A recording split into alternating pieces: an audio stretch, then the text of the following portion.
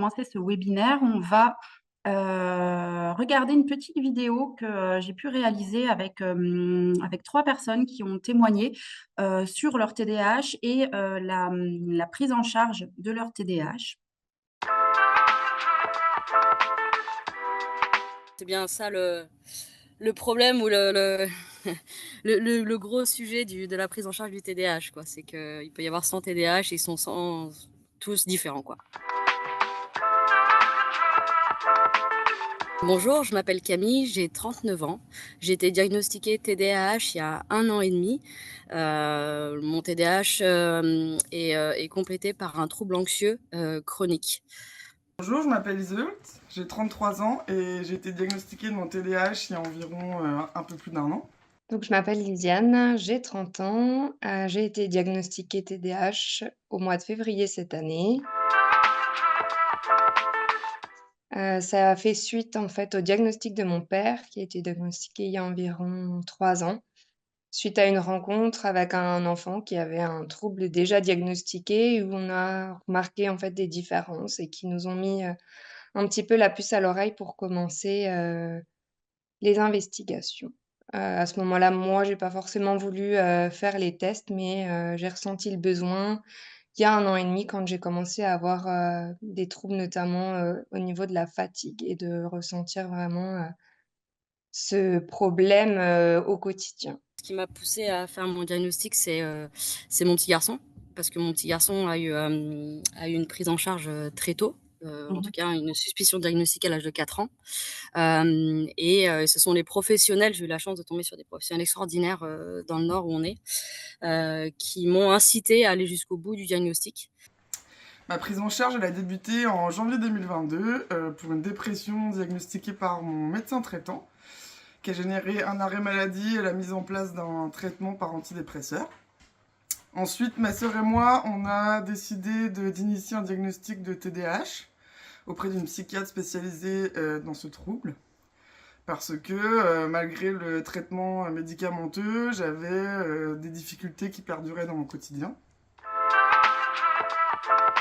J'ai été diagnostiquée il y a 1 an et demi et lors de ce diagnostic, j'ai contacté un psychiatre spécialisé dans le TDAH et notamment les troubles du sommeil et troubles anxieux. Il m'a proposé directement, une prise en charge médicamenteuse. En termes de prise en charge aussi, j'ai souhaité, faire plutôt une prise en charge me concernant pluridisciplinaire, c'est-à-dire que j'ai aussi fait, une thérapie, TCC, du coup qui me permettait en fait de voir ce qui posait problème, dans ma vie de tous les jours, sous l'aide du médicament pour, venir améliorer, mon quotidien, notamment d'un point de vue aussi professionnel. Ensuite, afin de compléter le diagnostic et à la demande du psychiatre, une analyse du sommeil a été effectuée par un neurologue et un électrocardiogramme chez un cardiologue pour pouvoir autoriser la médication. Par la suite, je me suis tournée vers une psychologue familière du TDAH qui pratique la thérapie comportementale et cognitive. Donc j'ai été suivie, par une psychologue depuis environ 4 ans, par intermittence plus ou moins, lorsque j'en avais besoin, pour une, 1re dépression il y a 4 ans, qui était revenue l'année dernière. Je continue du coup, toutes ces séances, maintenant plus espacées depuis que je prends le traitement, et on travaille aussi sur les aspects du coup, du TDAH. J'ai pas en plus de ça, du coup, le traitement qui m'accompagne et qui m'aide au quotidien, donc le méthylphénidate. Dans la première molécule que j'ai testée, c'était le Quasime. Le Quasime correspondait à peu près. Il y a eu rupture de cette molécule. Du coup, je suis passée sous Concerta. Concerta n'a pas du tout fonctionné. Du coup, on a voulu repasser sur le Quasime, toujours en rupture. Donc là, on m'a proposé la Ritaline et pour le coup, la Ritaline, correspond extrêmement bien, sur le la délivrance de la molécule sur toute la journée. Je prends un traitement le matin, un traitement à midi, ce qui me permet en fait de pouvoir finir correctement ma journée et du coup de pouvoir bien m'endormir aussi. Donc moi, la Ritaline, je la prends tous les jours, même le week-end et les vacances, parce que je veux fonctionner au mieux tous les jours et pas seulement pour le travail. Alors, du coup, je prends actuellement, du Concerta, 36 milligrammes le matin. Donc, comme je suis infirmière, j'ai des horaires décalés. Donc, selon l'heure à laquelle je me lève et à laquelle je prends une deuxième dose environ 6 heures après, de 18 milligrammes pour, pouvoir en fait, éviter la rechute en fin d'effet qui, peut être, un coup de mou, un coup de fatigue vraiment important. Donc pour tenir sur la fin de la journée, je prends une deuxième dose et au besoin, le soir, avant de dormir, si je sens que j'ai une hyperactivité au niveau des pensées, je prends un comprimé de Ritaline, je ne sais plus le dosage, je crois que c'est du 10, si besoin. Voilà, je le prends vraiment pas tous les soirs, c'est vraiment quand je sens que, mes pensées vont m'empêcher de réussir à m'endormir. Bah, du coup, l'énergie. Je me sens beaucoup moins fatiguée, au quotidien. Alors que j'ai pas l'impression, de mieux dormir ou de passer de meilleures nuits. Je sens vraiment en fait que, bah, la molécule, me permet, d'avoir un peu plus de punch, d'être, du coup forcément plus concentrée, notamment au volant puisque c'était ce qui me posait, problème et au travail. Au travail, je suis plus concentrée donc plus efficace et vraiment ouais, la fatigue à tous les niveaux, c'est assez incroyable. Ça m'a apporté beaucoup de stabilité dans ma vie et un calme intérieur. J'ai un meilleur fonctionnement général, je suis beaucoup moins dans le brouillard qu'avant. J'ai une gestion émotionnelle qui est meilleure. J'ai un discours plus clair et plus confiant, surtout au travail. Je peux plus facilement compter sur mes capacités. Ça compense beaucoup la fatigabilité. Alors, par rapport à la Ritaline, ça a nécessité un temps d'adaptation pour trouver le bon dosage et la bonne posologie. J'ai vécu des petits épisodes de surdosage qui étaient un peu compliqués, avec beaucoup d'effets secondaires. Donc j'avais des tremblements, ça a augmenté les angoisses, la sudation, l'irritabilité, la consommation alimentaire et les sensibilités sensorielles aussi. Mais en général, la Ritaline, ça m'apporte aussi quelques petits désagréments, dont une thermorégulation un peu plus compliquée, une sudation plus importante et une sensation d'avoir plus chaud qu'avant. Ça règle pas toutes les problématiques qui sont liées au TDAH, donc c'est plutôt une béquille qui aide à mieux fonctionner et à mettre en place d'autres adaptations. Il y a aussi des interactions avec d'autres substances, hein, que ce soit les médicaments, avec les antidépresseurs par exemple, l'alcool ou d'autres substances psychotropes. La première fois que j'ai pris 2 comprimés, en fait, là, j'ai vraiment ressenti des palpitations, un peu une tension, intérieure, comme un peu quand on est stressé, quand on est tendu, ou on se sent pas trop bien et puis finalement, les jours d'après, je la ressentais moins, mais ça a quand même duré, un petit mois, je dirais, de ressentir, ça quasiment à chaque fois que je prenais le traitement et j'avais, l'appétit coupé pendant aussi un mois. J'ai perdu du poids, du coup et surtout, le plus embêtant, c'était, la bouche sèche. J'avais tout le temps soif, toute la journée. Elle m'a aidé à la compréhension du trouble et à sa gestion au quotidien.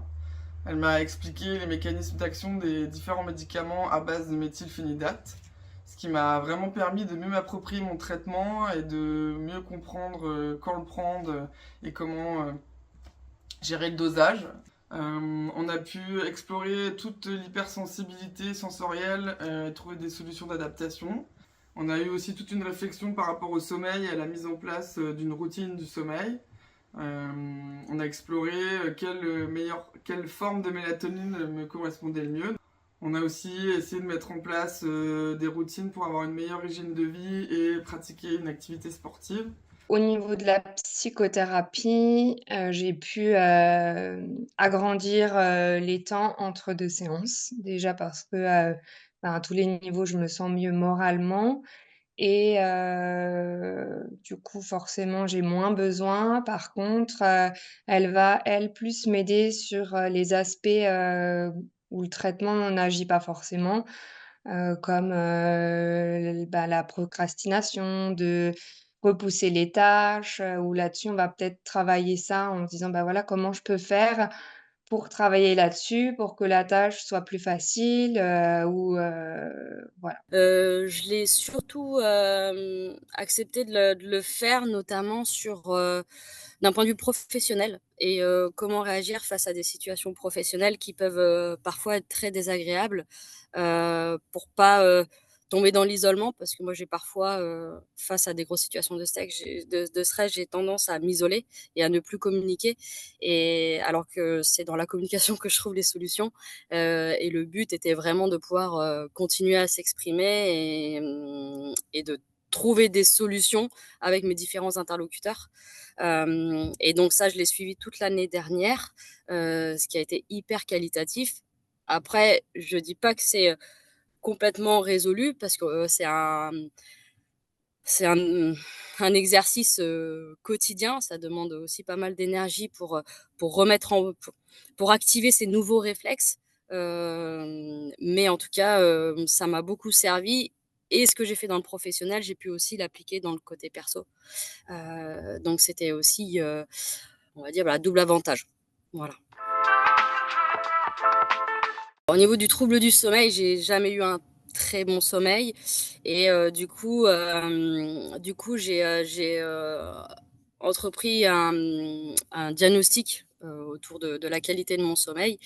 Donc je souffre d'apnée du sommeil sévère, hem et donc du coup, à travers ça, j'ai fait aussi une prise en charge, pour soigner l'apnée du sommeil, et grâce du coup à on va dire un bon traitement sur la journée et une prise en charge du coup sur la nuit, ça me permet en fait de beaucoup mieux récupérer et de moins, me sentir, fatiguée le matin, et d'avoir moins de variations, on va dire, d'humeur dans la semaine en fait. En parallèle, je continue un suivi en médecine douce, entamé avant ma dépression. J'ai effectué de nombreuses séances chez une acupunctrice, mis en place des compléments alimentaires. J'étudie aussi la nutrition adaptée aux besoins spécifiques du TDAH. Et j'essaie de pratiquer régulièrement la cohérence cardiaque. Alors, maintenant, comment finalement je vois la partie traitement aussi, pour moi, c'est durable. C'est-à-dire que je suis hyper, attentif à mes signaux internes. Aujourd'hui, ça va bien, mais demain, je sais pas. Et donc avant que la situation se dégrade, j'hésiterai pas à refaire appel, au psychologue qui m'a accompagnée, enfin le neuropsychologue qui m'a accompagnée là-dessus, pour venir, refaire, un ou 2 rendez-vous pour, réajuster peut-être certaines situations, mais je laisserai pas, dégrader, la situation actuelle parce que j'aurais pas, activé une prise en charge. Maintenant, je connais bien sur quoi je peux agir. Hem, c'est pas toujours simple parce que, ça demande aussi beaucoup de recul, mais par contre, je sais d'où je viens, et je sais je sais aujourd'hui, le côté très positif de l'accompagnement que j'ai pu bénéficier et que j'ai aujourd'hui. Toute l'hygiène de vie aussi que je me suis, organisée. Du coup, c'est possible qu'à l'avenir, je refasse appel, à d'autres prises en charge, ouais. Au niveau des effets positifs, ben, clairement, il y a, l'effet environnement et social, parce que finalement, nos proches sont les premiers à subir, ben, les répercussions de ce trouble, hem, à subir notre, humeur, qui vacille, subir notre désorganisation, et du coup, de pouvoir remédier à ça, c'est important pour eux aussi, et en plus, souvent, bah, c'est aussi eux qui sont les premiers aidants, et du coup, bah, ça leur soulage aussi la vie par la suite, quand on est un peu plus, autonome ou indépendant, je dirais, dans la gestion de nos troubles.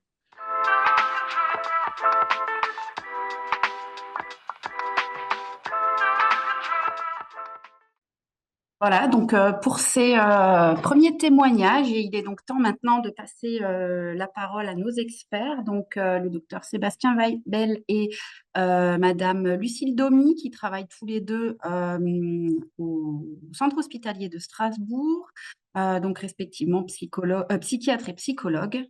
Et donc, Sébastien, je vous donne la parole pour la suite. Merci, merci Maryse, merci AstraZeneca d'organiser ce webinaire nous permettra de faire un point sur les traitements.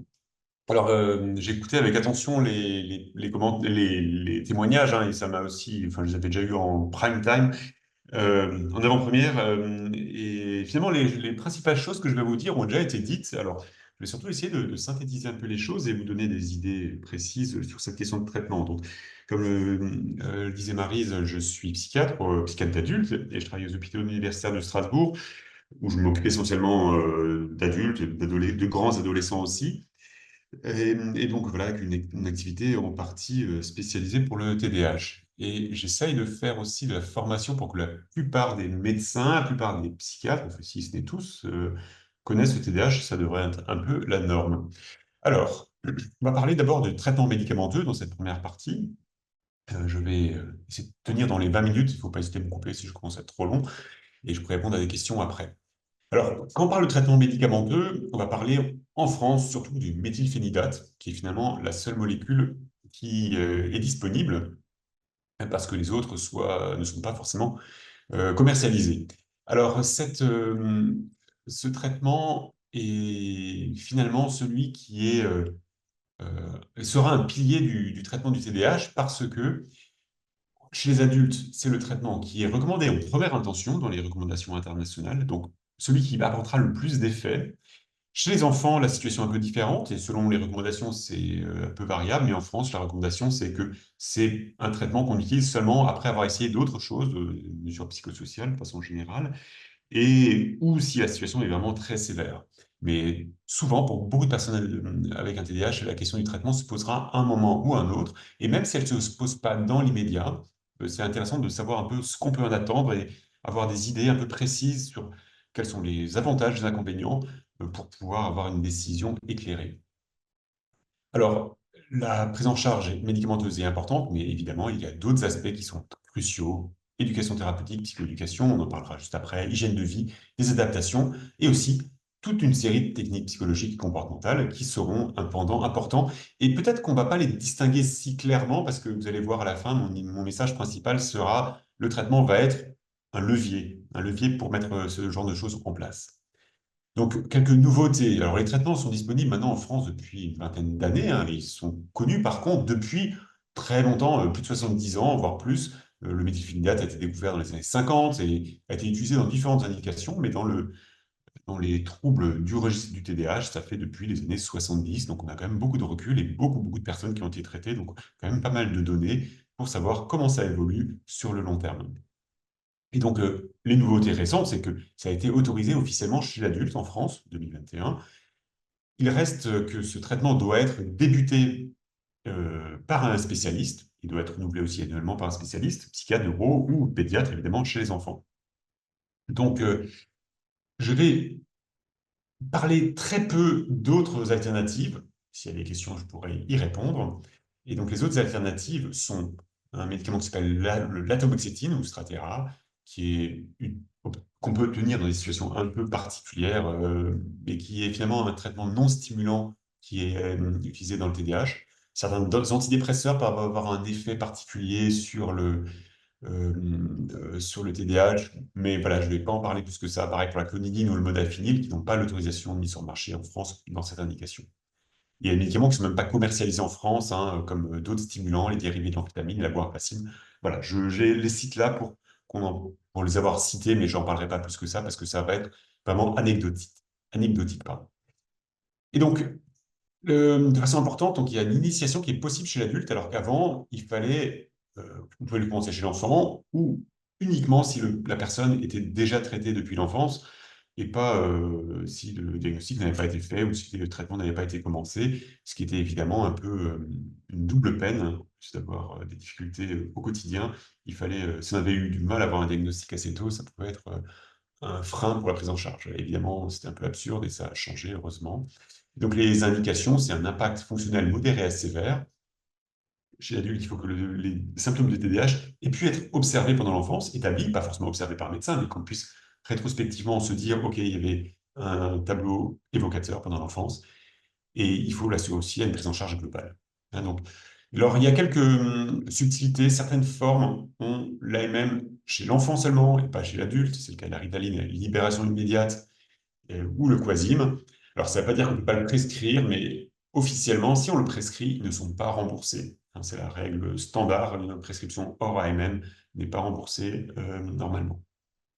Et donc, cette prescription suit quelques règles, et j'y reviendrai un peu après, parce que c'est des points qui peuvent conduire certaines difficultés, notamment dans la vie quotidienne, du fait de la prescription mensuelle. Alors, je vais faire juste une petite minute pour essayer de clarifier pourquoi c'est important de bien connaître son traitement et donc de suivre ce webinaire aujourd'hui. Il est important de bien connaître son traitement parce qu'il va falloir faire équipe avec votre médecin. Alors, en santé mentale, de façon générale, il y a beaucoup de choses qu'on ne peut pas observer directement. Et la plupart des observations qu'on peut faire seront des observations liées au ressenti, au subjectif des personnes concernées. Et donc, pour pouvoir dire les choses clairement, il faut avoir des idées déjà un peu éclaircies sur la question. Donc, ça sera une histoire d'équipe, donc connaître le traitement comme le médecin peut connaître le médecin, le traitement. Mais parfois, le médecin ne connaîtra pas bien le traitement, notamment quand ça sera la question des renouvellements avec le médecin généraliste. Et donc, va falloir aussi expliquer des choses. Et donc, connaître un peu, ça sera utile. Enfin, il va falloir trouver des façons d'ajuster le traitement à votre situation particulière. Il n'y a pas, ça a été dit dans les vidéos, il n'y a pas une solution qui colle à tout le monde. Et en fonction du profil du TDAH, en fonction des comorbidités, en fonction du rythme de vie, en fonction du sommeil, il va falloir choisir certaines adaptations, ajustements du traitement. Et encore une fois, c'est une bonne raison de savoir un peu les ficelles. Et enfin, il va falloir faire preuve de persévérance pour poursuivre un traitement. Et donc, on poursuit longtemps que ce qu'on connaît bien, parce que les obstacles vont pas manquer en termes d'ajustement, en termes de maintien du traitement. Et ça sera un point crucial, c'est que beaucoup de personnes arrêtent les traitements pour des raisons qui ne sont pas vraiment des bonnes raisons d'arrêt, parce que, comme nous allons le voir, il y a des bonnes raisons d'arrêter, hein, parce que le traitement n'est pas forcément, le TDAH n'est pas forcément synonyme de traitement médicamenteux. Cependant, dans la plupart des cas, l'arrêt du traitement se fait pour des raisons qui sont un peu liées aux circonstances ou aux difficultés. Donc, connaître le traitement permet aussi de mobiliser les efforts nécessaires. Voilà, alors en quelques mots de chimie, alors il y a une formule chimique pour la présenter, mais je ne vais pas la commenter. Je veux juste dire qu'on entend souvent que le méthylphénidate, c'est une amphétamine. Non, l'amphétamine, c'est un nom de molécule spécifique. Le méthylphénidate est une molécule qui n'est pas une amphétamine, stricto sensu, sur le plan chimique, même si certaines de ses actions sont proches de celles des amphétamines. Et qu'est-ce qui est proche, en fait? C'est que le méthylphénidate agit sur deux neurotransmetteurs spécifiques. Les neurotransmetteurs, c'est des messagers chimiques dans le cerveau qui permettent finalement la communication entre neurones. Et ces deux neurotransmetteurs, la dopamine et la noradrénaline, sont des neurotransmetteurs qui sont impliqués dans la régulation de l'attention et de la vigilance, ainsi que de la motivation. Alors, les molécules vont agir de la façon suivante. Vous voyez cette image, je ne sais pas si vous voyez ma flèche en fait. Oui, ok.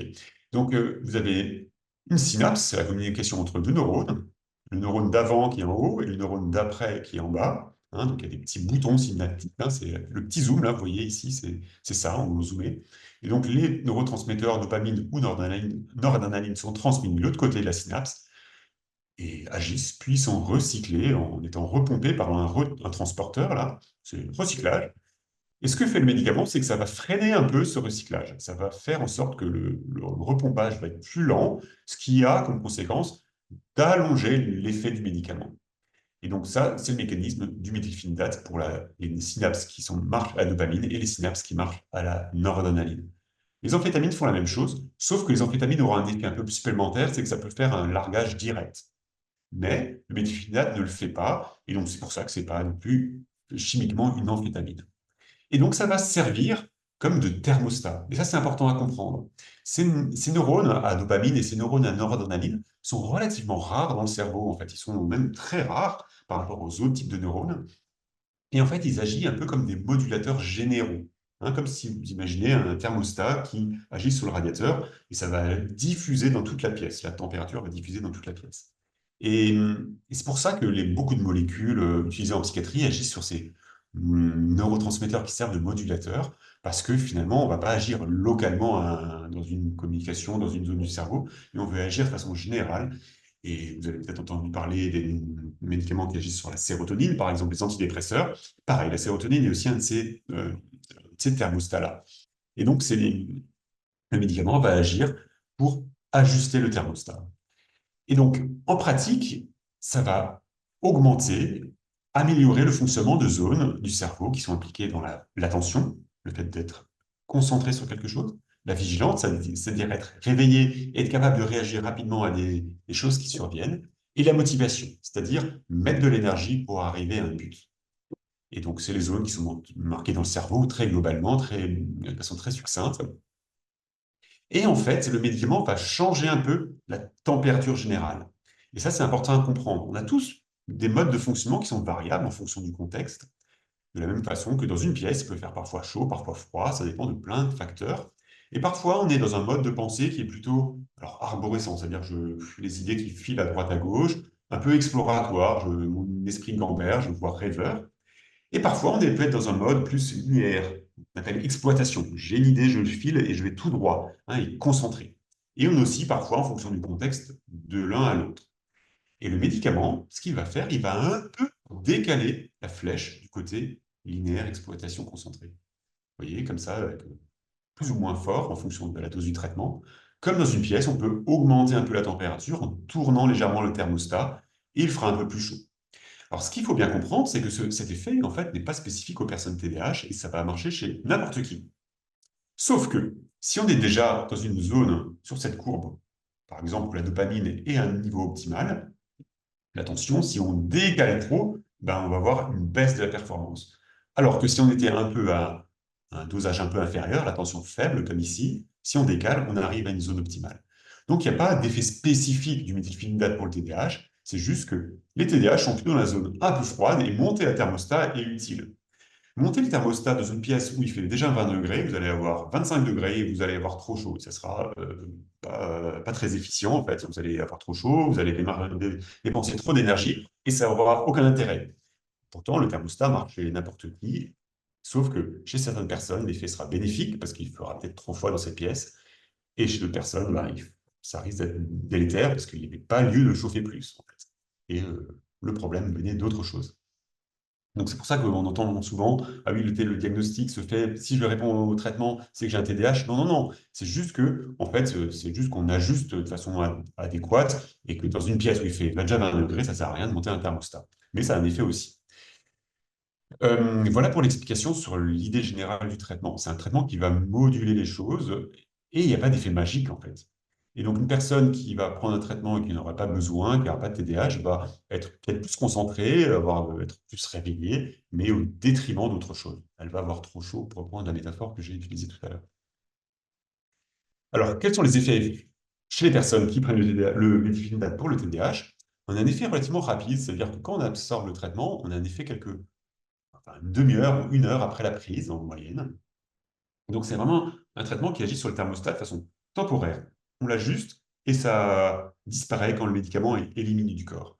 Et donc, l'effet va être observé assez rapidement, dès qu'on trouve la bonne dose, et sans attendre plusieurs jours d'équilibre. Et ensuite, en fin de journée, quand le médicament sera éliminé du corps, l'effet va disparaître peu à peu. Ce qui est nécessaire parce que le traitement peut par exemple empêcher de dormir et ça serait délétère d'avoir le traitement qui durerait trop longtemps.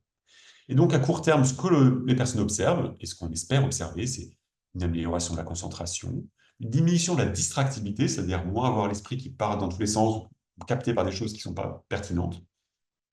Les personnes qui ont tendance à être agitées intérieurement retrouveront plus de calme, c'est lié au fait qu'il y a moins de distractibilité, moins capté par les pensées. Parfois aussi, une diminution de la nervosité. Donc ça, c'est les effets à court terme. Et l'effet qu'on espère obtenir avec le long terme, c'est d'aider les personnes à mieux observer ce qui se passe dans leur tête, autour d'elles aussi, de mieux percevoir ces réactions automatiques qu'on peut avoir et apprendre des nouvelles stratégies finalement pour faire face à ça, et aussi mieux réguler les émotions. Donc, il y aura à la fois des effets court terme qui sont vraiment liés à l'effet pharmacologique du traitement et des effets à plus long terme qui vont être liés au fait de s'habituer à avoir un fonctionnement plus optimal au niveau de l'attention, de la concentration et de la motivation. Voilà. Donc, Dans certains cas, les effets peuvent être aussi plus larges sur des comorbidités, par exemple. Et par exemple, pour certaines personnes, elles peuvent ressentir moins de besoin de consommer certains produits, ce qui est un effet qui est plutôt positif, notamment quand les produits sont utilisés pour gérer certains symptômes. Certaines personnes qui prennent de l'alcool ou du cannabis pour réussir à s'endormir, ben, parce qu'elles ont trop d'agitation mentale, ben, le fait d'avoir été traité la journée va peut-être aider à moins consommer. Mais en soi, il faut bien avoir en tête que le traitement ne va pas avoir d'effet spécifique sur les addictions. Hein, ça, c'est important à savoir. Et certains symptômes, bah, ils ne vont pas répondre. Et certains symptômes bien classiques du TDAH, comme la procrastination, la plupart du temps, la procrastination, c'est une habitude qu'on a prise. Une habitude qu'on a prise, par exemple, parce qu'on a peur de se confronter à l'échec, ou bien par exemple, parce qu'on a eu l'habitude de ne pas y arriver. Et donc, le fait que cette habitude soit bien ancrée, parfois parce que du coup les gens font à la place, ou bien parce que on préfère faire sous stress, bah, cette habitude bien ancrée ne va pas être changée directement par le traitement. Donc c'est important de bien comprendre un peu le mécanisme de certains symptômes, parce que dans certains cas, le traitement n'agira pas directement sur certains symptômes, parce que les symptômes sont des apprentissages qui sont survenus au très long terme.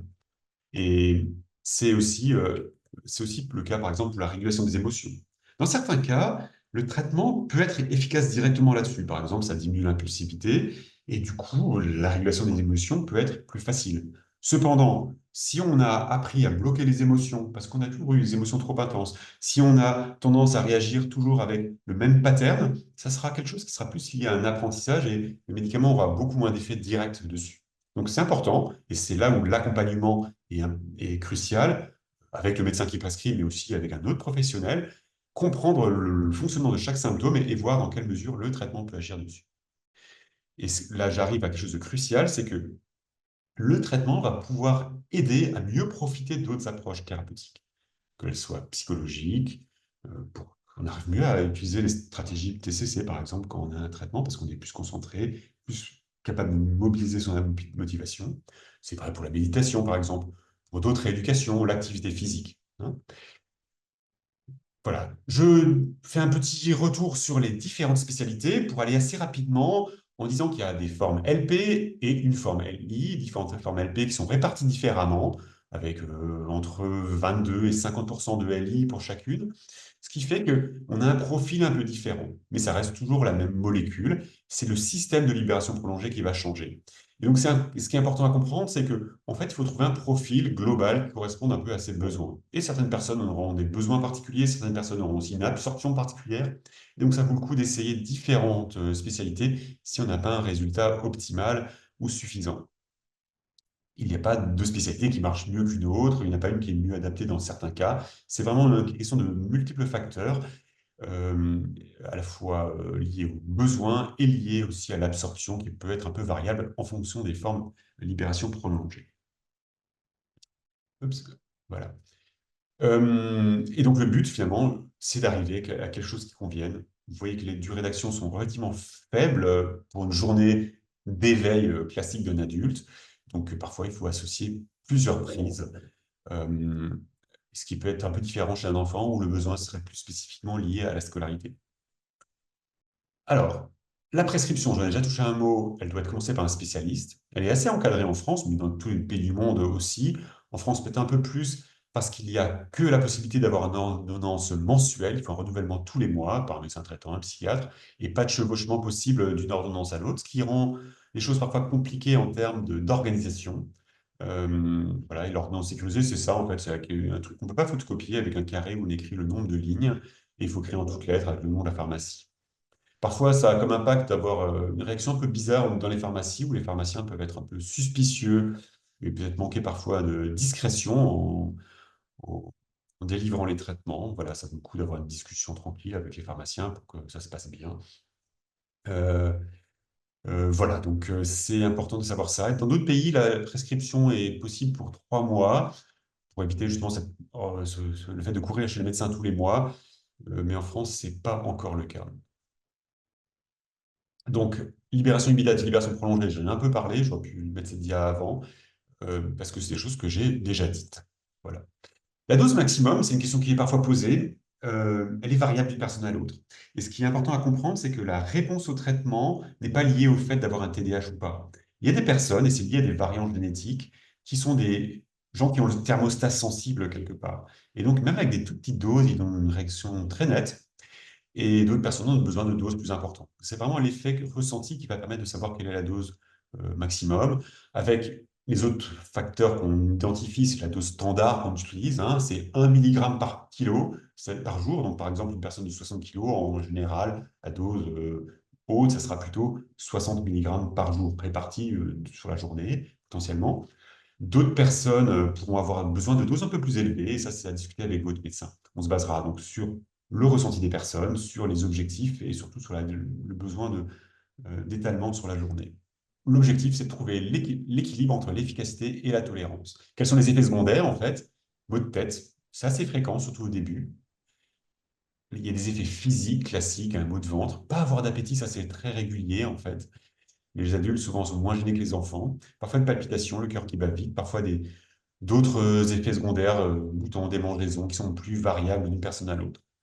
Effets indésirables psychologiques, parfois on peut avoir des baisses de morale, parfois des gens qui peuvent se sentir plus sensibles émotionnellement, irritables, nerveux.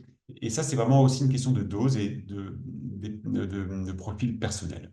Et plus rarement, on a des effets du genre dépression, idées noires, ou des perceptions anormales, comme entendre des choses. C'est plus exceptionnel, mais ça justifie d'arrêter le traitement. Ce qui est important à savoir, c'est qu'on peut arrêter toujours le traitement rapidement, sans risquer d'effets secondaires de sevrage, par exemple, parce qu'il n'y a pas de sevrage. Et donc, au cas par cas, on trouve des stratégies, changer de spécialité, de posologie, répartir les doses différemment, et parfois vérifier qu'il n'y a pas un autre trouble qu'il conviendrait de traiter. Hein, donc, et parfois des stratégies aussi d'hygiène de vie. Alors, je finis avec la surveillance et quelques petits conseils. Le bilan cardiologique est nécessaire avant de commencer le traitement, et ça c'est la règle en France, ce qui n'est pas la règle dans tous les pays. Mais ce qui est important, c'est surtout la tension artérielle qui peut un peu monter, donc à surveiller une fois que vous avez commencé le traitement, et régulièrement, mais régulièrement, ça veut dire tous les 3 mois par exemple, tous les 6 mois, en vrai, pas besoin de faire plus si on est en bonne santé. Et on peut arrêter le traitement par période, parce que c'est vraiment un traitement qui n'a pas d'effet prolongé, et donc pas d'effet de sevrage non plus. Il peut s'associer à d'autres médicaments, mais attention, un traitement auquel il faut faire attention, c'est les décongestionnants nasaux qui peuvent passer dans la circulation générale et peuvent monter la tension. Donc, c'est des trucs sans ordonnance, donc ne pas abuser de ces traitements, et la plupart des autres traitements ne sont pas des contre-indications, et notamment les traitements pour les comorbidités comme les stabilisateurs d'humeur ou les antidépresseurs. Alors, pourquoi le traitement ne fonctionne pas? Il y a différentes raisons qu'on peut évaluer. Est-ce qu'il y a une fin d'effet trop tôt? Est-ce qu'il y a un trouble sous-jacent, anxiété, dépression qu'il faut traiter? Et surtout, est-ce qu'il y a un trouble du sommeil? Si vous dormez mal, le traitement ne marchera jamais assez. Hein, donc, vérifiez que le sommeil est de bonne qualité et éventuellement voir un spécialiste. Et parfois, les problèmes d'addiction peuvent poser problème aussi. Et enfin, parfois, on attend des choses du traitement qu'il ne peut pas apporter. Et ça, j'ai déjà évoqué le sujet avant. Alors, j'avance là-dessus parce que c'est des choses qui sont, finalement, qu'on a déjà dit de façon plus ou moins claire, mais le traitement doit être un levier pour les changements. C'est ça l'objectif principal du traitement. TDAH, je ne veux pas dire traitement vie entière. Le traitement doit être un outil parmi d'autres qui va changer un peu le thermostat. Et si on arrive à gérer sans traitement, c'est aussi très bien. Parfois, le traitement est suffisamment utile pour pouvoir l'utiliser très longtemps, et tant mieux pour les personnes qui sont aidées, sans effet secondaire, mais ce n'est pas forcément obligatoire. Voilà, alors quelques idées générales, c'est être régulier, être organisé, persévérer pour ajuster le traitement et surtout dépasser les idées reçues, les vôtres comme celles des professionnels parfois, et gérer les comorbidités parce qu'un traitement marchera mieux si on n'a pas de trouble anxieux ou de dépression qui est trop importante. Voilà, j'en ai fini. Des questions, mais ça, vous les poserez vous-même, et je vais laisser la parole à Lucille sur un autre volet de la prise en charge. Très bien, merci Sébastien. Donc effectivement, on passe la parole à Lucille Domil, qui est psychologue, qui va parler effectivement plus de la prise en charge sur ce versant psychologique. Voilà, je pense que vous voyez bien. Oui. Et vous m'entendez, super. Oui. Comme annoncé, je suis Lucille Domil, psychologue spécialisée en neuropsychologie, et donc je travaille aux hôpitaux universitaires de Strasbourg en psychiatrie adulte, en partie sur la question du TDAH et de la psychoéducation pour le TDAH de l'adulte. Donc je vais vous décrire un petit peu plus précisément tout ça ensuite. Mais déjà, je voulais faire un petit point sur en quoi c'est intéressant donc de parler justement des autres accompagnements, en plus de ceux qui ont déjà été évoqués par Dr Weibel, donc les traitements médicamenteux. Comme on l'a dit, certaines personnes ne prendront finalement pas de traitement pour différentes raisons ou arrêteront le traitement à un moment dans leur vie. Et puis aussi, on a vu que les cibles thérapeutiques du traitement sont assez précises et qu'on peut, par d'autres accompagnements, aller cibler d'autres symptômes ou des troubles associés qui vont se développer. Et précisément, du coup, dans le cadre où le diagnostic est fait assez tardivement, et que des difficultés se sont surajoutées au cours de la vie de la personne. Donc, ce qu'on sait aujourd'hui, c'est que combiner donc, le traitement médicamenteux avec d'autres accompagnements psychosociaux est plutôt efficace. Je voulais m'attarder un petit peu sur ce schéma qui est proposé par Safren pour remettre un petit peu les difficultés qu'on met souvent au premier plan dans le TDAH, donc les difficultés neuropsychologiques. Dans le TDAH, il y a attention, on parle beaucoup d'impulsivité, mais globalement, qu'est-ce que ça va impliquer dans la vie de la personne et les autres aspects qui seront à prendre en compte par les professionnels et par les personnes concernées pour augmenter les chances de mettre en place des stratégies compensatoires efficaces. Donc, comme on le voit sur le schéma, finalement, ces difficultés qui sont présentes depuis l'enfance vont faire que dans l'histoire de vie de la personne, il y aura probablement de nombreux échecs, que ce soit scolaires, relationnels, professionnels, des difficultés à être au maximum de ses performances dans certains cas, et des problèmes relationnels qui vont donc impacter la façon dont la personne se pense ses capacités, pense sa personnalité, donc beaucoup de pensées négatives envers soi, et au cours du temps, donc des croyances par rapport à soi et par rapport aux autres qui vont être potentiellement dysfonctionnelles et très négatives. On a aussi les messages de l'entourage potentiellement, des enseignants, voilà, qui vont être potentiellement négatifs, surtout si le diagnostic n'est pas encore posé. Tout ça sera mis sous le compte d'un manque de capacité ou d'une personnalité particulière ou autre qui, à terme, mènera la personne à ressentir potentiellement beaucoup de honte et de culpabilité et de développer des troubles associés comme la dépression et l'anxiété. Et donc, ces éléments-là, ces perturbations-là, en plus des difficultés déjà présentes dans le TDAH, vont faire que les stratégies qui pourraient être mises en place pour améliorer la qualité de vie vont être potentiellement échouées ou difficiles à mettre en place. Et donc, c'est un peu un cercle vicieux. On n'arrivera jamais vraiment à mettre en place des choses efficaces. Donc, l'idée, c'est de prendre en compte ces dysfonctionnements de pensée, ces perturbations émotionnelles, en plus des difficultés neuropsychologiques, pour mettre en place des stratégies efficaces et qu'elles puissent être maintenues et généralisées au quotidien. Donc pour cela, on a donc des thérapies qu'on a déjà citées plusieurs fois, que ce soit dans les témoignages ou dans la présentation juste avant. Donc les thérapies comportementales et cognitives, qui visent donc à comprendre et à modifier les comportements, les pensées et les émotions voilà, qui interagissent, et donc de mettre en place ces nouveaux apprentissages pour qu'ils puissent être plus efficaces et qu'ils puissent diminuer la répercussion des troubles au quotidien. Donc l'idée générale, c'est in fine d'améliorer la qualité de vie des personnes concernées. Et en TCC, on utilise ce qu'on appelle la psychoéducation. Donc la psychoéducation, elle contient différents objectifs dont je vais parler, et aussi un cadre d'application qui est assez spécifique.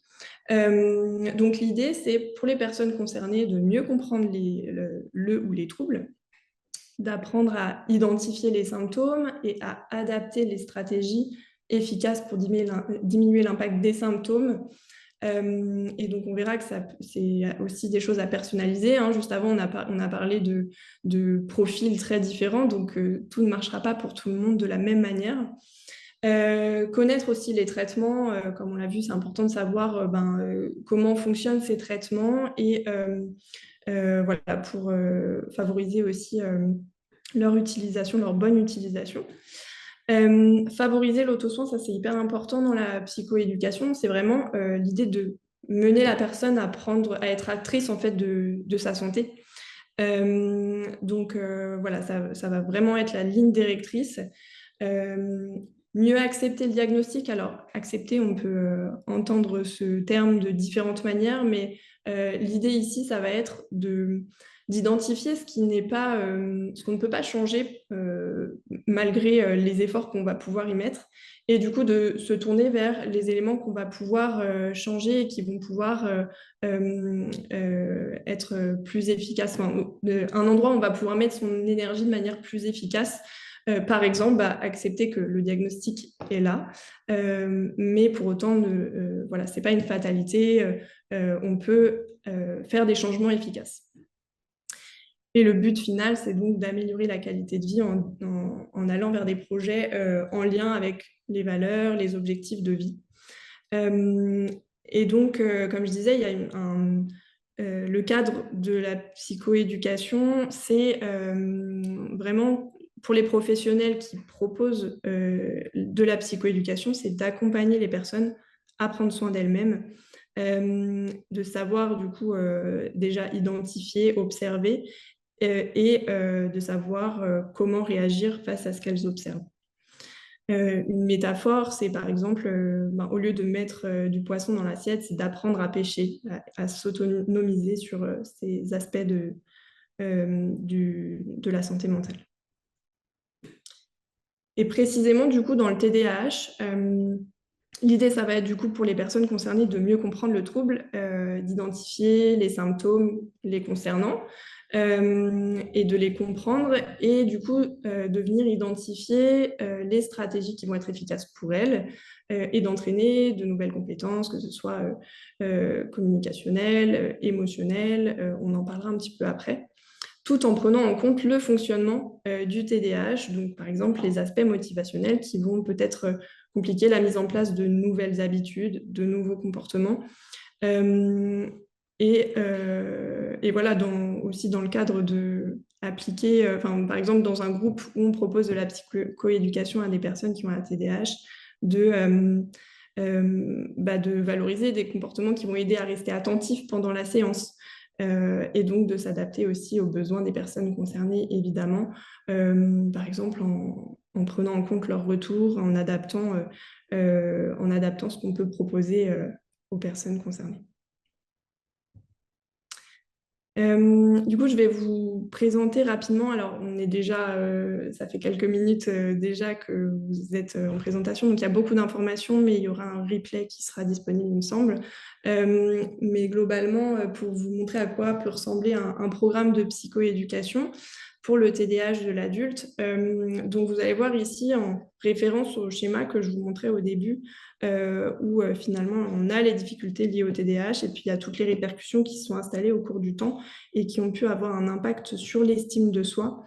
Et cette estime de soi va peut-être, si elle est trop faible, empêcher de mettre en place des nouveaux comportements.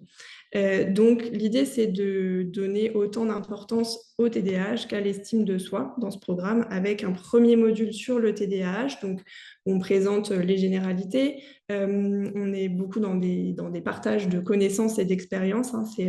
C'est vraiment comme ça que se passe la psychoéducation entre personnes concernées et professionnels de santé.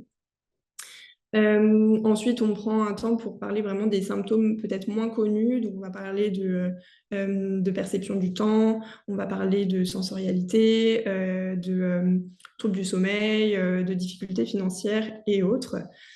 Et puis ensuite, on va se concentrer sur la gestion du temps, l'organisation, la planification et l'hiérarchisation. Donc pareil, ça va être des échanges entre les personnes. Qu'est-ce qu'elles ont déjà pu essayer de mettre en place? Qu'est-ce qui a fonctionné, pas fonctionné? Pourquoi? Et donc, on fait beaucoup de résolution de problèmes aussi. Hein, quels étaient les obstacles et comment on va pouvoir essayer de mettre en place des objectifs plus réalistes. Voilà. Ensuite, on a une séance sur la régulation des émotions et la gestion d'impulsivité où on parle finalement, on introduit en fait la question des émotions et de la dysrégulation émotionnelle en présentant aussi des manières d'y répondre. Bien sûr, une séance ne permet pas de régler totalement la dysrégulation émotionnelle. Au contraire, hein, c'est introduire du coup des éléments pour pouvoir agir dessus.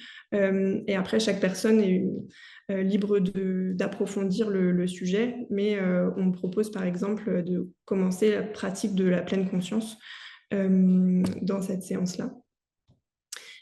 Et puis une séance donc, sur les traitements, un petit peu comme ce qui vient de se faire juste avant avec Dr Weibel, donc un psychiatre expert qui va parler des traitements et qui va échanger avec les personnes sur les connaissances déjà acquises et voilà, venir aussi casser potentiellement les fausses croyances en lien avec ces traitements.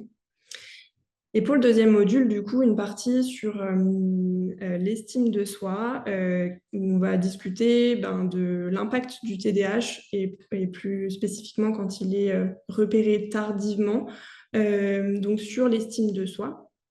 Et ensuite, on va venir dérouler un petit peu les pensées automatiques négatives, comment les identifier, comment agir dessus, les biais cognitifs. Qu'est-ce qu'un biais cognitif? Donc, des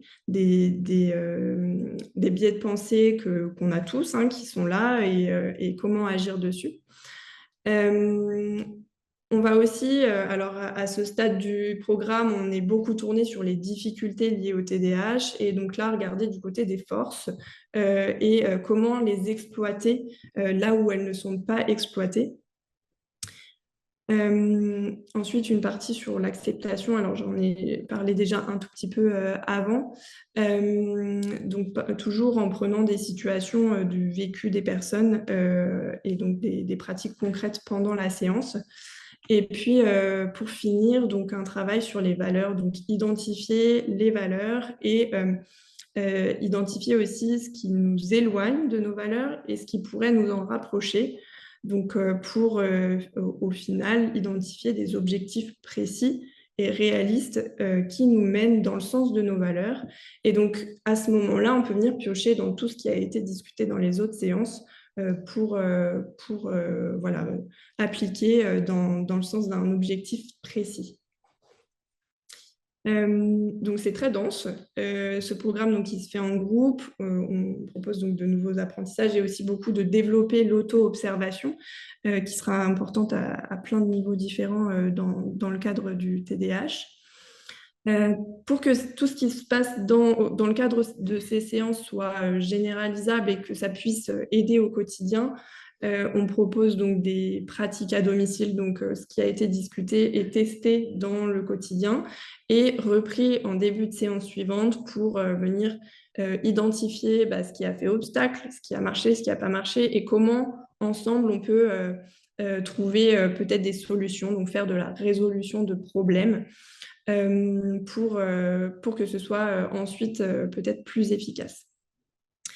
Donc, ces séances sont vraiment tournées autour des partages de connaissances et d'expériences des participants et des participantes. Il y a beaucoup de brainstorming et donc des pratiques pendant les séances et entre les séances. Voilà, pour un exemple un peu concret, c'est une toute petite capsule de ce qu'on peut proposer pendant le programme. Donc, dans la séance 2, où on laisse un peu les échanges libres entre les personnes par rapport à leurs difficultés autres que celles qui sont bien identifiées dans le TDAH, on a par exemple la perception du temps. On sait aujourd'hui qu'effectivement, les personnes avec TDAH ont des difficultés pour estimer le temps que prendra par exemple une tâche. Donc, on propose d'utiliser ce type d'outils où on note concrètement le type de tâche, le temps qu'on estime que cette tâche prendra, et puis de chronométrer pour voir le temps réel que prendra la tâche, que prend la tâche, pour voir la différence et prendre conscience finalement de l'écart qui peut exister.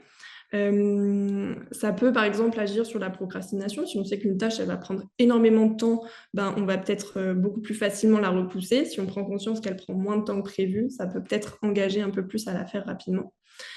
Et dans un autre sens aussi, si on estime que la tâche prendra moins de temps qu'elle n'en prend, du coup, ne pas la faire à un moment où on est pressé, où on doit partir au travail ou autre. Et ensuite, de réfléchir à comment on peut, par exemple, mettre en place des chronomètres ou un time timer pour visualiser le temps qui passe, pour encore faciliter le fait d'être dans un temps raisonnable. J'avais parlé un petit peu de pratique de pleine conscience, donc qui peut vraiment aider sur plusieurs niveaux. Donc pour réguler l'attention, c'est une pratique qui peut effectivement beaucoup aider à ce niveau-là, pour la régulation des émotions aussi. Donc il y a un programme qui existe adapté pour le TDAH. Et puis pour terminer, je reviens rapidement, et Dr Weibel l'avait déjà souligné, hein, qu'il y a aussi tous les éléments complémentaires à prendre en compte, comme l'adaptation de l'environnement de travail, l'adaptation de l'environnement scolaire. Vous avez un webinaire qui existe, hein, sur le AST 67 Alsace Santé Travail, et puis des ressources qui existent pour les proches de personnes concernées par un TDAH. Et j'ai trouvé récemment un podcast à ce sujet sur Attitude, qui est un magazine en anglais, donc sur le TDAH, qui propose pas mal de ressources et de webinaires également, et voilà, qui viendront traiter ces sujets que je ne vais pas forcément du coup aborder plus aujourd'hui. Voilà. Et pour toute question, donc je reste disponible juste après. Je vous remercie.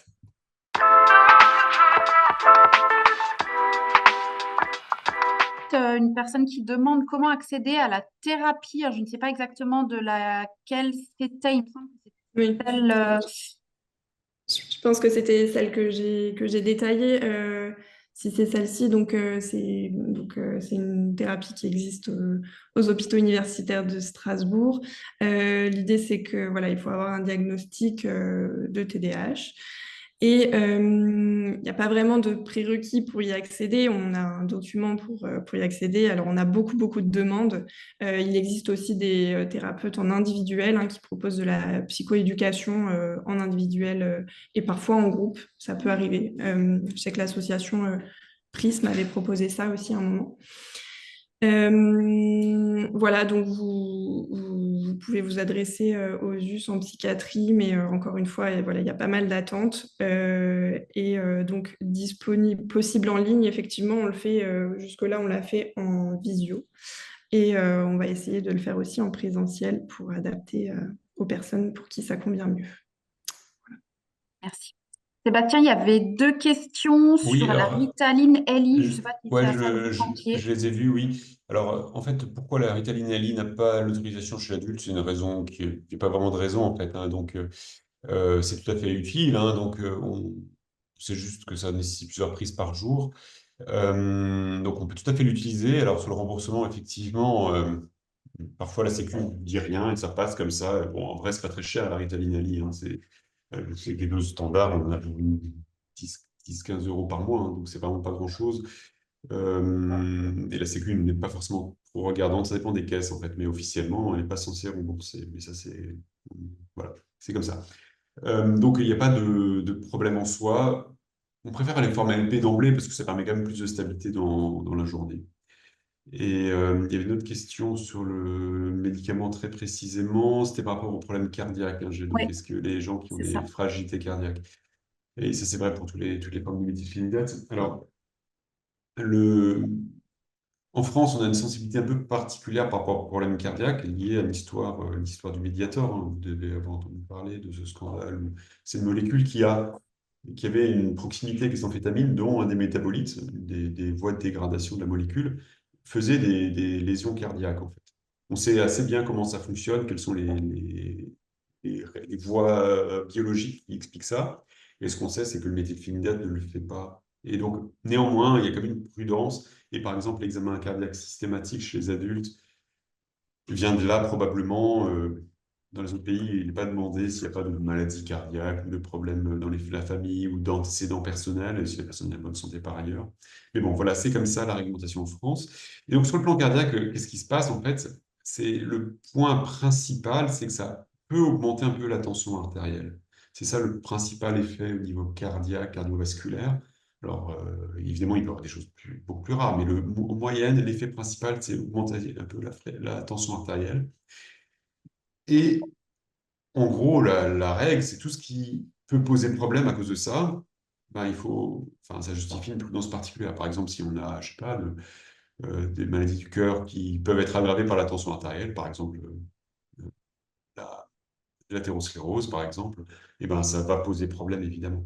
Mais autrement, il n'y a pas d'autre raison, hein. Par exemple, un prolapsus mitral, il n'y a pas de lien avec la tension artérielle. Alors, je dis ça comme ça sans connaître le dossier, hein, donc je ne voudrais pas. C'est pas une prescription médicale que je fais là, mais je dis juste que s'il n'y a pas de lien avec la tension artérielle, a priori, il n'y a pas trop de problème. Donc, c'est vraiment une question à poser aux cardiologues, voilà, qui savent en général à répondre à cette question-là. Voilà pour la question du traitement et l'effet sur le cœur.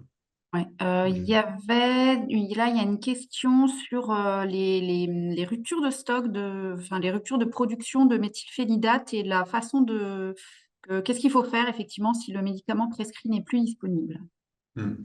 Donc effectivement, il y a beaucoup de ruptures. Alors, c'est pas spécifique au traitement par méthylphénidate, c'est d'autres médicaments aussi, mais particulièrement un peu plus peut-être pour le méthylphénidate et certaines formes, notamment le Concerta. Alors, c'est lié il y a des facteurs multiples, hein. C'est question de flux tendu de plus en plus dans l'industrie pharmacologique, augmentation de la prescription et de la demande.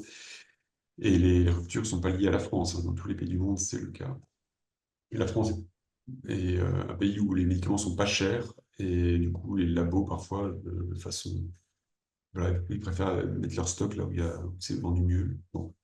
Voilà, donc c'est parmi tous les facteurs qui expliquent ces ruptures. Et donc, en pratique, si vous n'avez pas de différence de sensibilité d'un traitement à l'autre, on peut changer, avoir à peu près la même posologie et trouver une forme de répartition identique dans la journée.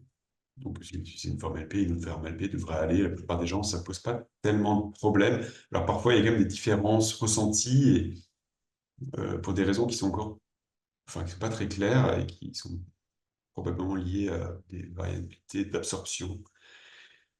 Et donc, parfois des effets secondaires qui sont différents. Donc, il n'y a pas de solution toute simple, hein. Il faut essayer d'autres formes. Euh, pour la plupart des gens, ça ne change pas énormément. Ça peut être un peu moins confortable, mais il faut essayer d'autres formes et il n'y a pas d'autre solution. Si ce n'est de faire remonter, écrire à l'ARS, à la NSM, qui vous voulez, mais voilà, auprès des associations, faire un lobbying, mais la question est largement soulevée déjà.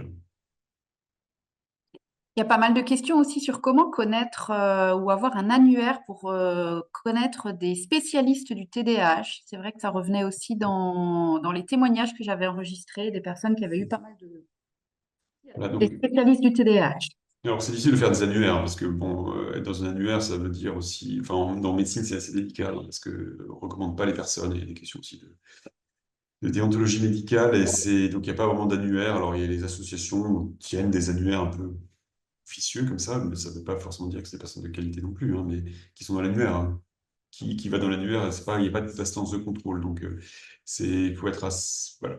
Alors, moi, j'ai un message important à faire passer, alors c'est un message un peu qui peut être, comment dire, euh, enfin, qu'on peut entendre de différentes façons, hein. Je pense que, sachant que le TDAH, ça concerne, allez, 4-5% des enfants, 3% des adultes, en gros, on ne peut pas dire que tout le monde va aller chez ses spécialistes. Un trouble qui concerne une telle prévalence doit être déjà dans les situations simples, prise en charge par des personnes, enfin, tout professionnels de santé, voilà, qui s'occupent du champ. Par exemple, quand on a un diabète, on ne va pas aller chez l'endocrinologue tout de suite, on va déjà en parler avec son médecin généraliste. Ça paraît assez logique, en fait. Et donc, c'est vraiment un travail. Et je sais qu'aujourd'hui, c'est encore compliqué parce qu'on a beaucoup de spécialistes qui disent: ah oui, moi, je ne connais pas ça. Voilà. C'est vraiment un truc qu'on change et il faut voir que ça change quand même assez vite en quelques années. Donc, ça reste un peu l'idée. Donc, ne sautez pas chez le spécialiste tout de suite. Essayez déjà d'en discuter avec les personnes qui s'occupent déjà de votre santé, le médecin généraliste, un psychologue, un psychiatre, si vous en avez un. C'est déjà une première chose. Et après, donc, aller voir un spécialiste, pourquoi pas, mais Voilà, il faut se dire que plus on va chez quelqu'un qui est spécialisé pour un trouble qui est très fréquent, plus enfin, il y aura de l'attente et c'est logique. Donc moi, j'essaie vraiment de faire en sorte qu'il y ait une forme un peu d'organisation plus logique par rapport au recours du spécialiste. Notamment pas les portes, hein, mais évidemment, de plus vous voulez voir quelqu'un de plus spécialisé, plus ça va être dur d'y accéder, en fait. Et donc, donc je réponds un peu à la question, mais pas complètement. Donc, voilà ce que j'avais à dire, en fait. Donc, je ne réponds pas vraiment à la question d'Annuaire parce qu'il n'y en a pas officiellement, en fait. Il y avait une question, la thérapie EMDR peut-elle être indiquée? Si tu veux répondre ou bien... Ouais. Alors, le MDR, enfin, il n'y a pas une, voilà, une cible particulière à dire qu'il faut faire de l'EMDR quand on a un diagnostic de TDAH. Et donc, comme je vous présentais les TCC, c'est globalement ce qui est plus indiqué pour le TDAH, pour les différents aspects. Voilà, on parle beaucoup de MDR pour le traitement du trauma. Après, les TCC aussi proposent des choses à ce niveau-là. Voilà, donc pas spécialement indiqué en priorité par rapport à ce qui a été présenté.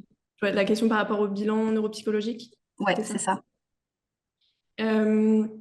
Donc là, c'est plutôt des questions d'évaluation plus que de prise en charge. Alors, rapidement, le bilan neuropsychologique, il n'est pas nécessaire pour poser le diagnostic, mais il est intéressant pour aller voir du côté fonctionnel, donc voir où sont les forces, les difficultés au niveau cognitif, aussi par le biais de questionnaires cliniques sur d'autres aspects émotionnels, relationnels, etc.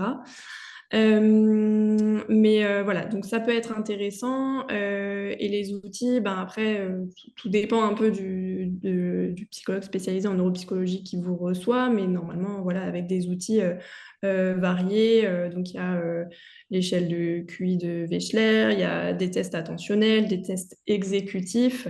Voilà, après, encore une fois, c'est pas nécessaire pour poser le diagnostic, mais c'est intéressant pour compléter l'évaluation et adapter ensuite les accompagnements, adapter les adaptations au niveau du travail ou au niveau scolaire.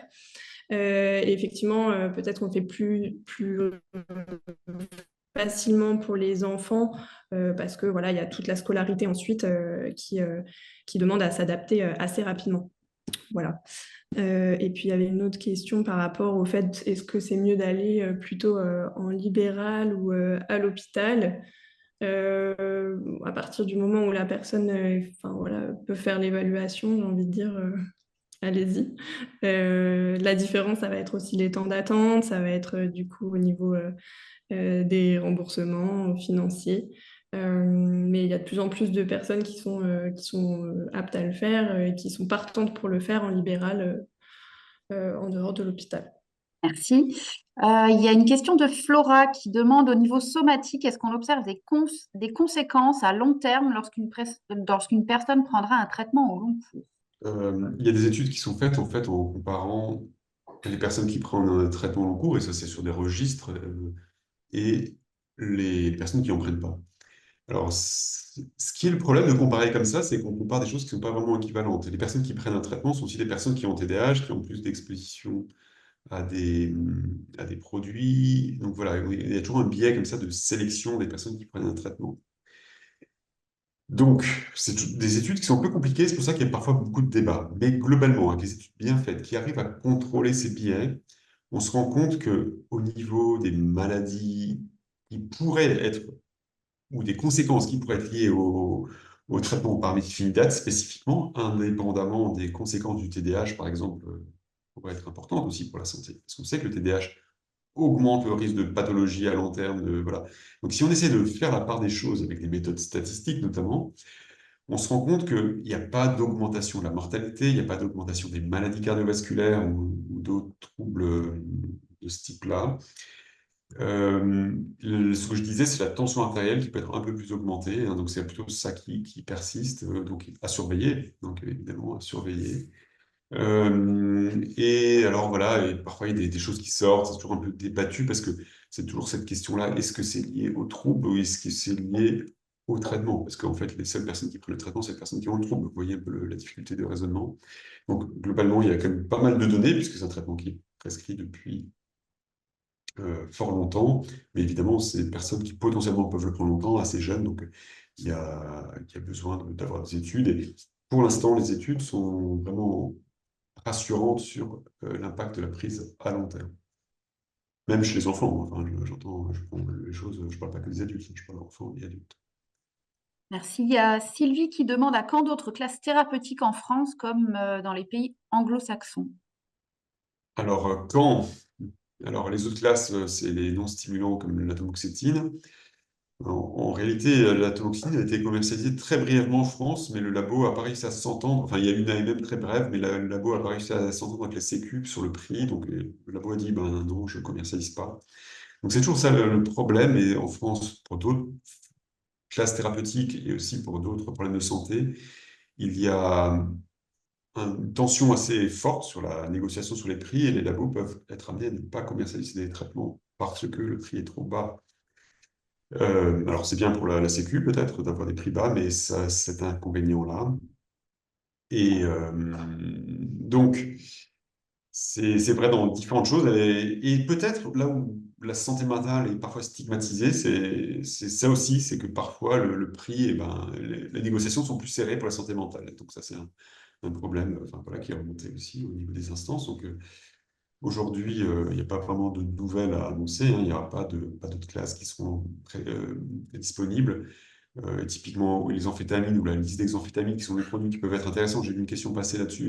Qu'est-ce que vous pensez? Alors, je ne sais pas que j'en pense, c'est que globalement, ça peut être une alternative thérapeutique intéressante parce qu'il y a peut-être un effet un peu plus fort pour certaines personnes qui répondraient insuffisamment au méthylphénidate, donc ça pourrait être intéressant de l'avoir.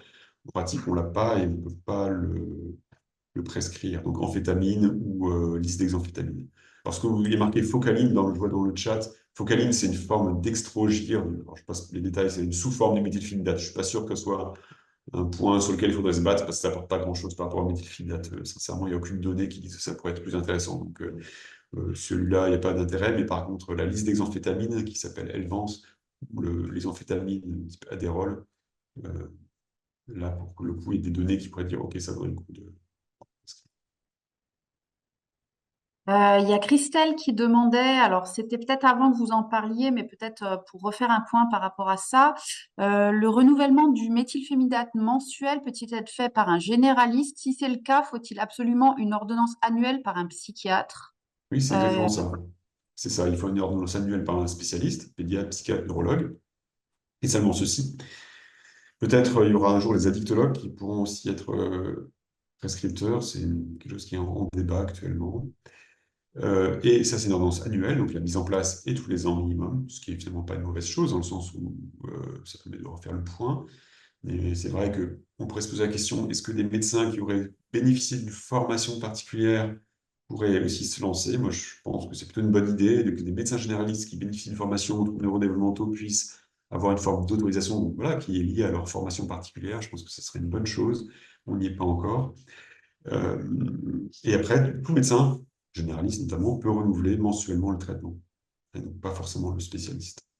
Et évidemment, le renouvellement mensuel doit suivre les règles d'un traitement qui est dans la catégorie des stupéfiants, c'est-à-dire un traitement qui a une surveillance particulière. Moi, j'ai une question qui me vient des témoignages, qui était Lisiane qui me posait la question générique, en fait. Alors, il y a plusieurs génériques. Il y a le générique du Concerta. Le labo, c'est Viatris, si je ne me trompe pas. Il y a le générique de la Ritaline LP. Alors, il y a des règles pour le générique. Il y a par rapport au. Alors, c'est pas forcément le même système de libération prolongée. Donc, ils doivent prouver que ça reste dans une espèce de fourchette. Pour des gens, ça pose pas de problème. Pour certaines personnes, ils trouvent une différence entre les deux. Bon, moi, j'aurais tendance à pas avoir de. Enfin, si c'est possible d'essayer, ou un jour vous avez le générique, enfin, vous essayez le générique, après, une fois que vous êtes content d'un truc, il vaut mieux éviter de changer. C'est vrai qu'avec les problèmes de rupture, on a parfois des soucis, on n'a pas le choix, on doit changer d'une forme à l'autre. Ouais. Alors, souvent, comme on sait aussi, le traitement peut être dépendant de différents facteurs. Et par exemple, on peut devoir changer le traitement, ça peut générer du stress, on dort mal à cette période-là, donc du coup, on a l'impression qu'il marche moins bien. Parfois, c'est difficile de faire la part de tous les petits facteurs qui peuvent jouer. Donc, moi, il y a pas de règle absolue, hein, ça reste du méthylphénidate. Le méthylphénidate fonctionne, c'est la même molécule, sauf que la distribution au niveau physique est parfois variable d'une personne à l'autre. J'ai plein des patients qui, franchement, ils voient aucune différence et ça, ils s'en foutent complètement. D'autres patients ressentent vraiment une différence et trouvent qu'ils sont plus mieux avec une forme qu'une autre, que l'effet dure plus longtemps, qu'il n'y a pas le même profil d'effet secondaire. On n'a pas d'explication précise sur le mécanisme. Voilà, donc c'est un peu on le fait de façon très empirique, on essaye, on ajuste. Je ne sais pas s'il reste des questions encore ou pas. Sinon, effectivement, J'en vois une dernière. Quand le traitement a-t-il été développé et autorisé? Donc le traitement développé, je l'avais dit, je crois, dans les années 50 et autorisé, alors tout dépend des pays, mais en France, c'était la Ritaline chez l'enfant, c'est 2000 à peu près. Et je n'ai pas la date exacte en tête, mais chez l'adulte, autorisé en initiation, c'est 2021. Donc, mais utilisé de façon assez large dans les pays anglo-saxons, ça fait depuis les années 80, 70, 80. Donc, on a quand même pas mal de recul. Alors, l'adéral présent aux États-Unis, l'adéral, c'est l'amphétamine, le seul mix d'amphétamine. Donc, voilà, c'est un mélange de deux formes droite et gauche de l'amphétamine, mais en gros, c'est la même. On peut dire que c'est l'amphétamine. Donc, l'amphétamine, par rapport au méthylphénidate, ça a le même effet que ce que j'ai expliqué, effet sur la noradrénaline et la dopamine, diminution de recapture. Mais en plus, alors, ça permet de relargage immédiat. Alors, on ne sait pas très bien si ce relargage immédiat est présent en dose thérapeutique. On sait qu'il est présent en dose non thérapeutique, c'est-à-dire les personnes qui utilisent l'amphétamine comme, comme drogue pour se défoncer, pour avoir des highs, comme on dit. Donc là, on a l'effet relargage qui n'est pas celui qu'on recherche, parce qu'en fait, ça fait un relargage et après, il y a un creux, en fait. Et ça fait les personnes qui prennent des produits disent une descente. C'est pas du tout ce qu'on cherche. Ce qu'on veut, c'est l'effet plutôt stable sur le temps. Et l'émission de rupture va permettre de stabiliser ce relargage et l'effet du traitement quand il y a une stimulation dopaminergique ou noradrénergique liée par le contexte. Et donc, il y a eu des études qui ont comparé, alors, il n'y a pas d'étude, qui est vraiment une étude qui a montré vraiment une supériorité, mais quand on poule toutes les études ensemble, il semblerait que chez les adultes, ça marcherait un peu mieux.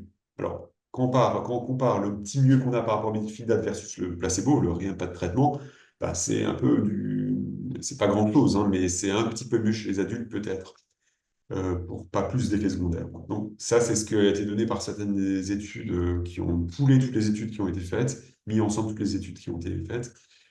Voilà, ça pourrait être une utilité pour des personnes qui auraient une réponse partielle, pas très satisfaisante avec le méthylphénidate. Parfois, c'est bien d'avoir différentes options. Ça reste deux traitements qui sont quand même relativement proches. Donc, ce ne serait pas non plus une révolution thérapeutique, mais je pense que ça vaudrait le coup de l'avoir. Mais pour l'instant, on n'a pas possibilité, même par des voies genre autorisation d'accès compassionnel, des choses comme ça. Alors, est-ce que le CBD peut aider? Il n'y a aucune donnée pour ça. Certaines personnes décrivent une diminution de l'anxiété, ce qui peut être en soi un bénéfice, mais il n'y a pas d'études hein, qui a été faite avec le CBD. Donc, il y a un peu un hype autour du CBD, mais il n'y a pas vraiment d'études qui a été faites, et en tout cas pas d'études rigoureuses, contrairement à ce qui a été fait pour le méthylphénidate. Et je vois aussi contre-indication entre deux traitements pour TSA et TDAH. Alors la question n'est pas très claire, mais on peut utiliser le méthylphénidate quand il y a une personne qui a à la fois un TDAH et un TSA, c'est pas un problème. Ce qu'il faut faire attention, c'est que parfois des problèmes d'attention peuvent être liés à des mécanismes différents dans, selon différentes personnes. Et le traitement par méthylphénidate ou les stimulants vont juste plutôt avoir un effet de stabilisation de l'attention quand l'attention est peu variable comme une girouette. Par contre, certaines personnes peuvent être avec des difficultés d'attention pour d'autres raisons.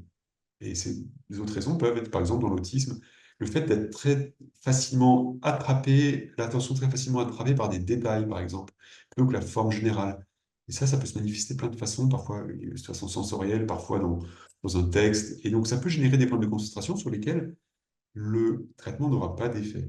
Et donc, si on veut juste un traitement pour l'attention, parfois on peut un peu mélanger tout ça et avoir un effet qui peut être décevant. Donc, se rappeler que le méthylphénidate n'est qu'un outil qui va stabiliser l'attention quand l'attention est instable pour des raisons d'instabilité euh, intrinsèque de l'attention. Hein. Donc, c'est ça qu'il faut essayer de comprendre et parfois, c'est pas facile de faire la différence. Parfois, on essaye, on tâtonne pour voir si les personnes sont aidées. Alors, rhodiole rosea, je ne connais pas. Alors, je vous rends attentif au fait qu'il y a pas mal de commerce qui est fait autour de traitements alternatifs au TDAH, notamment par des produits compléments alimentaires. Alors, le rhodiole rosea, je ne connais pas plus que ça.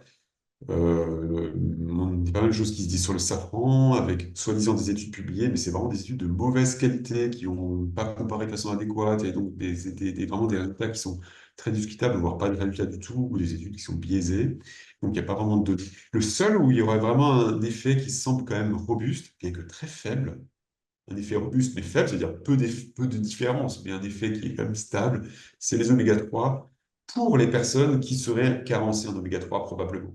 C'est-à-dire que si vous avez une alimentation hyper équilibrée, manger plein de sardines, plein de poissons gras, ça ne changera pas grand-chose. Par contre, si vous avez du mal à manger régulièrement la quantité nécessaire d'oméga 3, c'est difficile de le doser en fait, en réalité. Et si vous êtes carencé, ça peut avoir un bénéfice de complémenter cette carence. Mais en prendre plus, à un moment, ça ne servira plus à grand-chose. Mais donc, c'est le seul qui a montré un effet. Et ça reste un effet assez faible en termes de taille d'effet. Hein, c'est-à-dire que ça ne va pas changer du tout au tout. Ça peut apporter un petit plus pour les personnes qui ont. Voilà. Parfois, le petit plus peut déjà être bon. Une question sur le haut potentiel. Alors, message qui se répète de plus en plus, et tant mieux, le haut potentiel n'est pas un diagnostic de santé mentale psychiatrique. Hein. Ça n'a pas les mêmes symptômes. Souvent, on met sous l'étiquette haut potentiel un TDAH. Hein. On dit, voilà, l'enfant, il n'est pas bien à l'école, donc on lui fait un test, il a un haut potentiel. Mais voilà, c'est comme si je vous avais regardé la couleur des cheveux. Hein. Il est blond, il est brun. Enfin, non, en fait, c'est juste des choses indépendantes. Et le fait d'avoir un potentiel, fait qu'on est peut-être plus inquiet que la personne n'arrive pas à l'école alors qu'elle a un haut potentiel. Parce que le haut potentiel, le QI a été fait pour mesurer la performance scolaire, en fait. Ça a été conçu pour ça. Et donc, en fait, on passe juste à côté du problème. Et donc, le potentiel ne mine pas. C'est juste que les potentiels qui vont faire des tests, c'est des potentiels qui ont des difficultés par ailleurs, qui a d'autres raisons. Et donc, du coup, ils ont parfois un TDAH, parfois autre chose. Et donc, c'est pas la question, le potentiel. Une personne qui a un haut potentiel, qui s'ennuie à l'école parce qu'il a un haut potentiel, ce qui arrive, hein, elle va lire des livres, elle va s'occuper, elle ne va pas s'agiter, elle ne va pas avoir de problème d'attention, en fait. Voilà. Enfin, je simplifie un peu pour répondre à la question de quelques secondes, mais voilà, donc je pense que c'est ça qu'il faut retenir comme message. Voilà, je me permets de clore ce webinaire pour libérer nos experts et puis libérer un peu tout le monde. On est encore 63 participants, on était 105 au meilleur de la réunion. Donc merci à tous pour votre présence. Est-ce que j'ai quelque chose d'autre à vous dire? Non, je vous souhaite une bonne après-midi à tous et puis merci d'avoir été présents aujourd'hui et merci aux 3 personnes qui ont témoigné en début de ce webinaire pour le temps qu'elles ont consacré aussi pour qu'on puisse enregistrer ces témoignages. Merci beaucoup. Merci Maryse. Merci pour Merci, au revoir. l'organisation. À bientôt.